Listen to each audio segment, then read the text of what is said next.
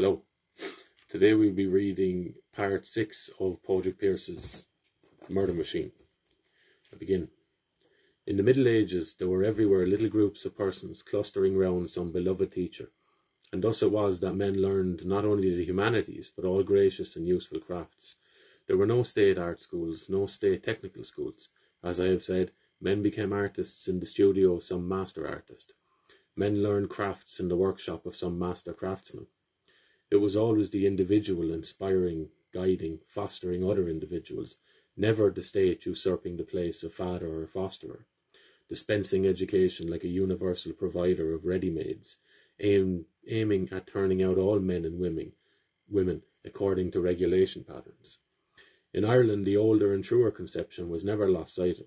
It persisted into the Christian times when a Kieran or an Enda or a Colmkill gathered his little group of foster children, the old word was still used, around him. They were collectively his family, his household, his clan. Many sweet and endearing words were used to mark the intimacy of that relationship. It seems to me that there has been nothing nobler in the history of education than this development of the old Irish plan of fosterage under a Christian rule, when to the pagan ideals of strength and truth there were added the Christian ideals of love and humility. And this, remember, was not the education system of an aristocracy, but the education system of a people. It was more democratic than any education system in the world today. Our very divisions into primary, secondary and university crystallise a snobbishness, partly intellectual and partly social. At Clonard, Kieran, the son of a carpenter, sat in the same class as Colmkill, the son of a king. To Clonard or to Arran or to Clonmacnoise went every man, rich or poor, prince or peasant, who wanted to sit at Finion's or at Enda's or at Kieran's feet and to learn of his wisdom. Always it was the personality of the teacher that drew them there, and so it was all through Irish history. A great poet or a great scholar had his foster children who lived at his house or fared with him through the country. Even long after Kinsale, the Munster poets had their little groups of pupils, and the hedge schoolmasters of the 19th century were the last repositories of a high tradition. I dwell on the importance of the personal element in education. I would have every child not merely a unit in the school attendance, but in some intimate personal way the pupil of a teacher, or, to use more expressive words, the disciple of a master. And here I know wise contradict another position of mine, that the main object in education is to help the child to be his own true and best self. What the teacher should bring to his pupil is not a set of ready-made opinions, or a stock of cut-and-dry information, but an inspiration and an example.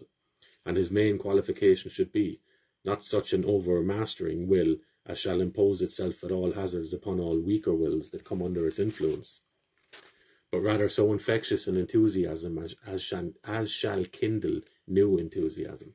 The Montessori system, so admirable in many ways, would seem at first sight to attach insufficient importance to the function of the teacher in the schoolroom, but this is not really so. True, it would make the spontaneous efforts of the children the main motive power, as against the dominating will of the teacher, which is the main motive power in the ordinary classroom. But the teacher must be there always to inspire, to foster. If you would realise how true this is, how important the personality of the teacher, even in a Montessori school, try to imagine a Montessori school conducted by the average teacher of your acquaintance, or try to imagine a Montessori school conducted by yourself. Now, when you hear that and you compare that to the education system that followed Pearse's time, there's quite a chasm, okay? What we had was almost a century of being taught what to think. You're judged based on your ability to learn details and facts and figures and be able to give them back. You're essentially being rinsed through a formulaic understanding of not just history, but theology, geography, worldview.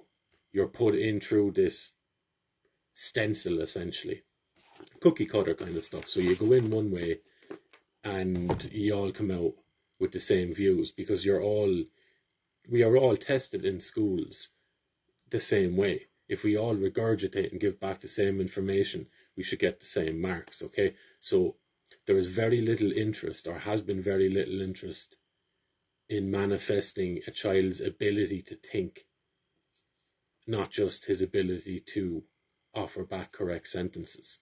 Okay, so Pearse, again, speaking eternally, okay, speaking of eternals, of principles, things that transcend time. So while you can read that and go, oh, it's really relevant to today as well and good stuff.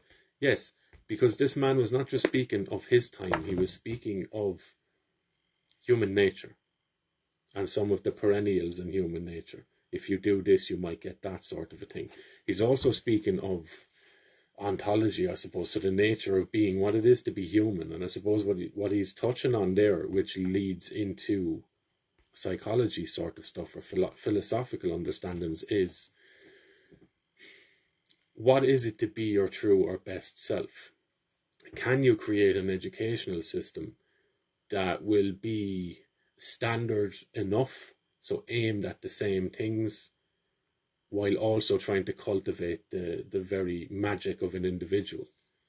It's a difficult one, because you want to create, or not even want to, but I suppose we have an innate desire to standardize systems and implement those systems with a desire to get an end result. And a lot of the time, the casualty in that way of looking at things is the death of an individual.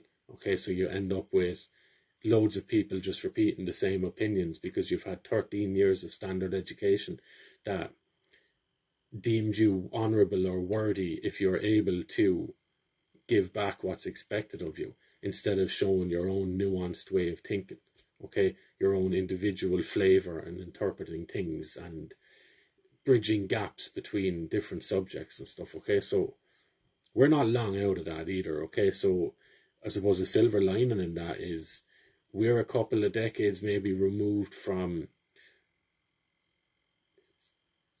an obvious worldview being imposed on us. Okay, and a lot of the times we can only see where we were once we step outside of that. Okay, it's like being in a bubble. You might, because the bubble's see-through, you might not know you're in a bubble until you step outside of that. Okay, where you can look at it from a different perspective. Now, that doesn't mean we haven't just slipped straight into another worldview that's been imposed on us.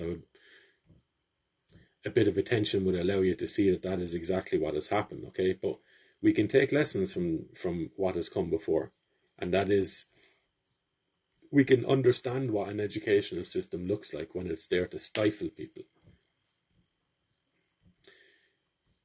Where we're kind of stuck now is that we're sold that we are an all-inclusive sort of educational system that caters to all worldviews, except the ones that it doesn't like. Okay, so we're after slipping from an explicit domineering worldview, which was the Catholic system of education, into another one, another stifling worldview and another stifling educational system. Whereas even the peer-reviewed sort of stuff, so you put forward an idea and then other people in the same field will read your idea, and if they don't like it or it doesn't make sense to them or they reject it, they won't back it. Okay, even though it could be correct, it could be closer to the truth than the worldview that they hold. So it's a bit of a weird one. It's a great question though. So what do you do if your aim is, I suppose, number one is, what is your aim in a society? Number two, how do you go about implementing that view into the next generation? Should you be doing that? Okay, Pearse would argue that you shouldn't be doing that. You should cultivate each individual child's strengths and their natural tendencies toward whatever area of learning it is, and build off of that. Okay, because you can build an entire worldview off what the child's natural inclinations are.